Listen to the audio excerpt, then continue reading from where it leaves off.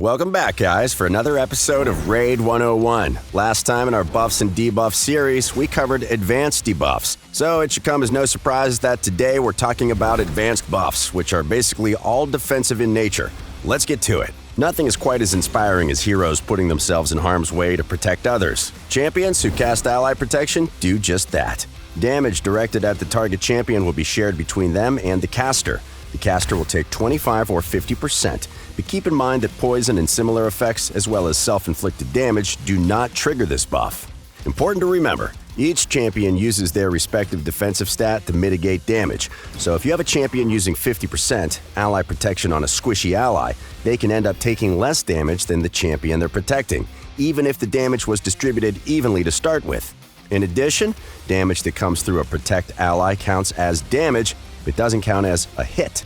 So if protecting champions have abilities, like counterattack, that trigger when they get hit, ally protection won't set those abilities off. Speaking of damage, this bad boy just blocks it all, as the name suggests. Got an orc running at you with an axe as tall as you are? Some wicked sorceress shooting you with lightning? Poison running through your veins? None of that matters. As long as you have block damage, the world can burn, and you'll be just fine. Well, maybe not always. There are a number of skills out there that ignore block damage buffs, so be careful. Save for those skills, though, you don't take any damage. Full stop. Shields don't take damage, bombs don't deal damage, poison and HP burn don't deal damage. Seriously, nothing hurts you. We've seen quite a few nasty debuffs in the previous episodes. Good news, there are champions, masteries, and even an artifact set that can bestow a block debuffs effect. While it's active, the champion can't get any new debuffs. They slide right off. Old debuffs stick around, but you can't get any new ones. It might not stop every nasty thing that enemy champions can do to you. We'll talk about non-debuff effects later in the series, as well as guaranteed debuffs which can't be blocked, but it definitely puts a stop to most of it. Next one's really simple. Continuous Heal restores either 7.5 or 15% of the target champion's max HP at the beginning of their turn. Not rocket science, but really useful. You can stack this as well, so you can have more than one. It's like poison that way, really like an anti-poison. But if you are poisoned, the poison hits first, so you can die before Continuous Heal saves you.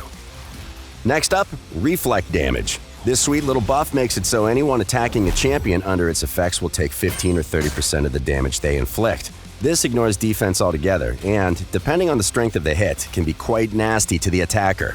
Though it does scale off of the damage that's actually dealt, so reflect damage on a champion with high defense won't be as strong as reflect damage on a champion with low defense and high HP.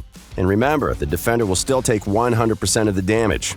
Reflect damage runs off of damage, not hits, so if you've got ally protection and reflect damage, you'll reflect some damage you get through ally protection back at the attacker. Next up, Revive on Death. If a champion dies while his buff is still active, they will be instantly revived with 30% of their HP and 0% turn meter. This is useful to keep key champions alive for longer, especially when you have a healer at the ready. Sort of similar to Revive on Death is Unkillable. While under this buff, champions can't fall below 1 HP. They take damage as normal, but effectively cannot die, and they still use all their skills as normal, so this buff can throw a nasty wrench in the enemy's works. Any damage that would take the champion below 1 HP is ignored, so Lifesteal and Leech are also rendered pretty useless by this buff. Handy. Just watch out for enemy skills that bypass Unkillable. They don't need to do much damage to ruin your day. Shield. Often a must-have in the arena and some tougher PvE fights.